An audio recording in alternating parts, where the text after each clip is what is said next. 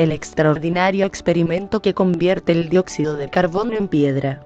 ¿Es esta la forma más inteligente de frenar las emisiones de dióxido de carbono? Para los científicos en Islandia, lo es. El experimento que se realiza en el país europeo consiste en bombear CO2 con agua a la piedra volcánica subterránea para crear piedra caliza. La reacción con el basalto que se encuentra a cientos de metros de la superficie terrestre hace que el dióxido de carbono se convierta en un sólido estable, inmóvil y calcáreo. Para los investigadores, que publicaron su estudio en la revista Science, lo más alentador es la velocidad en la que ocurre el proceso, cuestión de meses. De nuestras 220 toneladas de CO2 inyectado, el 95% quedó convertido en piedra caliza en menos de 2 años, explica el autor del estudio Howard Mater, de la Universidad de Southampton, en Reino Unido. Fue una gran sorpresa para todos los científicos que estuvimos involucrados en el proyecto. Pensamos, wow, esto es verdaderamente rápido, le cuenta a la BBC. Con el aumento de la concentración de dióxido de carbono en la atmósfera y el calentamiento global, los investigadores están cada vez más interesados en estudiar lo que se conoce como soluciones para la captura y almacenamiento de carbono CCS, por sus siglas en inglés. En el pasado se ha probado inyectar CO2 puro en arenisca o acuíferos salados profundos. Los lugares que se han escogido para hacer estas pruebas incluyen pozos de petróleo o gas en desuso, sitios de rocas impermeables que mantienen dióxido de carbono en el subsuelo. Pero siempre se ha temido que, con el tiempo, el dióxido de carbono encuentre una vía de escape y regrese a la atmósfera. Mientras que el proyecto Carbofix de Islandia lo que hace es solidificar el carbono no deseado para que, una vez en el subsuelo, no se escape. Trabajando con la planta de energía geotérmica Hyseiði, en las afueras de Reykjavik, los expertos combinaron los desechos de CO2 con agua para crear un líquido un poco más ácido que luego fue enviado cientos de metros bajo tierra, en el basalto volcánico de lo que está compuesta la mayor parte de la isla del Atlántico Norte.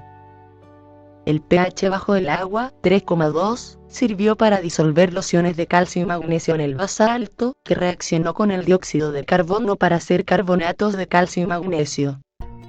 Para verificar si el experimento estaba funcionando, se tomaron muestras del subsuelo donde se bombeó el CO2.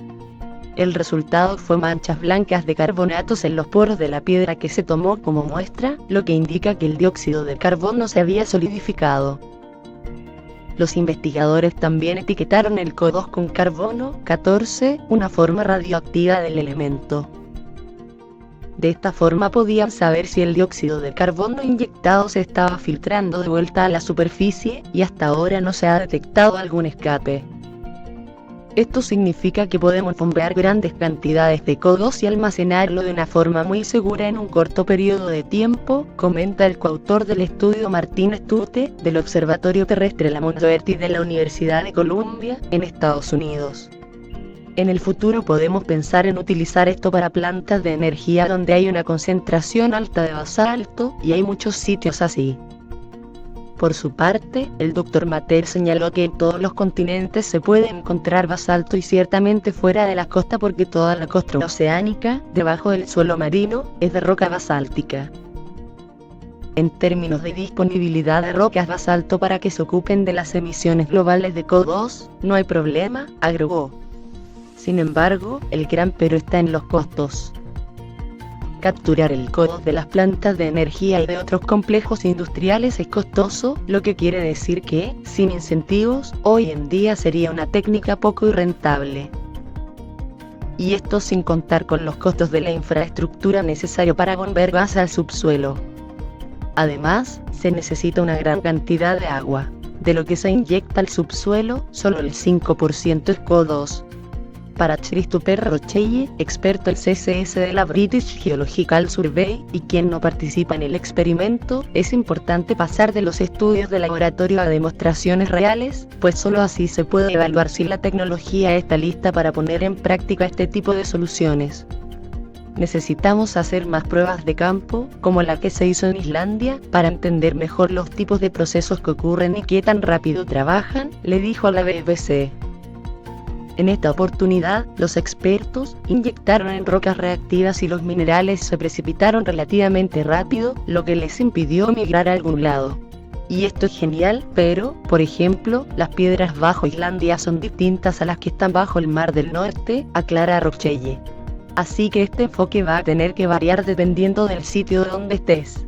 Tendremos que tener una variedad de técnicas. Ahora, según Science, la estación de energía de Heaviside pasó de la etapa experimental a una más rutinaria, y está inyectando constantemente CO2 al subsuelo en grandes cantidades. La compañía también está enterrando sulfuro de hidrógeno, otro producto de la planta. Esto es un beneficio para los residentes locales que ocasionalmente han tenido que sufrir el olor a huevo podrido que viene de las instalaciones de la planta.